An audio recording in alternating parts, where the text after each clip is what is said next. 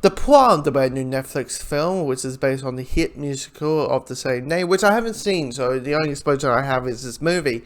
And the film I quite enjoy. It has this real heart story that is probably dealing with which is dealing with real issues, with this light level of whimsy towards it with the musical numbers, which are filmed in a very great way, which is not great, but in a good way, which is not a shock due to the fact this movie is directed by Murphy, who did Glee. So, you hopefully cross his fingers this dude knows how to shoot a musical.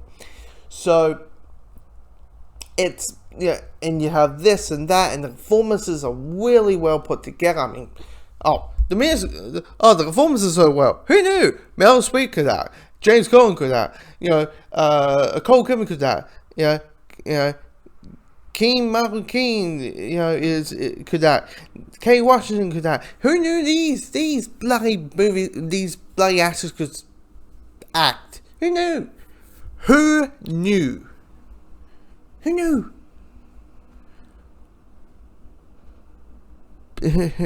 And there's real heart towards it. There's actually some real emotional beats in the movie, which is surprising due to the fact most of this movie, definitely in the beginning of the film, is there to just link the musical numbers. So when we hit the big emotional beats, it's like, oh, okay, we're kind of getting somewhere with this. We're having a bit of a break. It's time to have a breathe. Here's all the fun. Now let's get to the heart of the center of it. And it's really put down. It kind of reminds me of Hairspray a little bit. Probably the style, the aesthetic of it, and all that kind of stuff. And it's a decent, well musical, but with the plot of, and I will say that this movie's gonna piss a lot of people off by the plot alone, which is about a town trying to avoid a gay person to go to her prom just because she's gay. And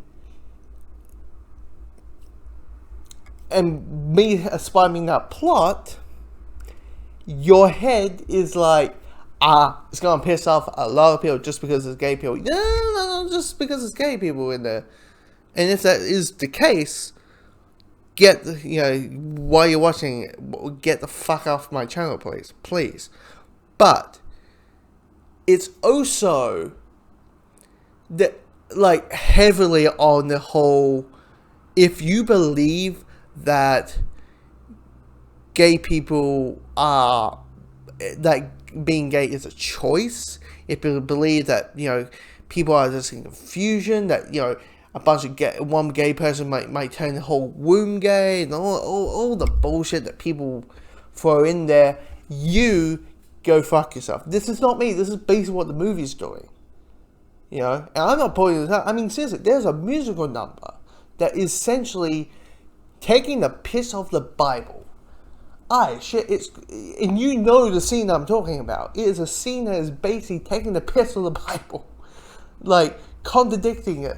It's like, hey, if you're a Christian, you need to follow all this other shit, then not just that. You can't just pick and choose all of this. Hey, you got a tattoo. That's in the poo. You're going to hell for that. Oh, your parents got divorced. They're going to hell for that. Oh, you masturbate. Cut your hands. Better cut your hands and all kind of stuff. Sex before marriage. Ooh, that's a big biggie. That's a big no in the Bible. So you can't pick and choose. So that's if you've seen the movie, you know what scene I'm talking about.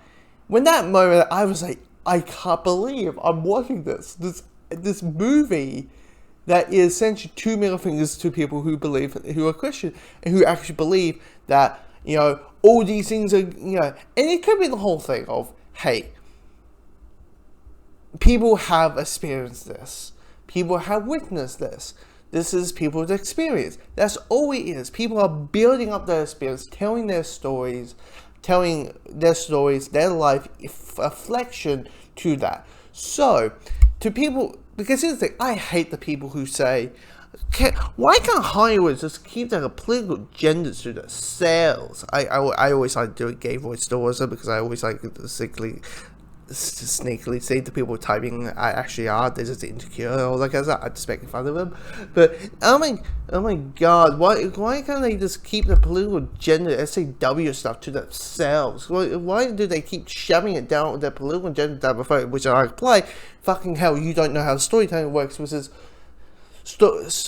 movies, in this case, movies and TV are a reflection of art, and art reflects on reality. So, in a way, movies and TV have always been political, except probably because we live in the age of the internet, it's just more open of it, so you're like, hey, all that kind of stuff.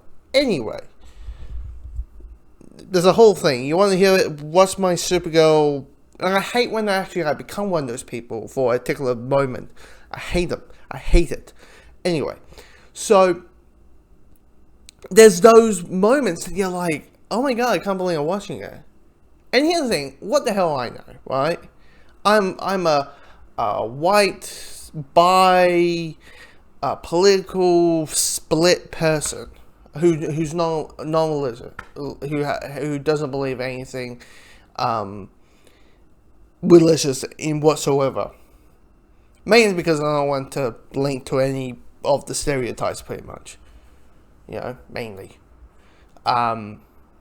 It's just, it's one of those, it's one of those things where you have to pre-warn people about, just pre-warn this.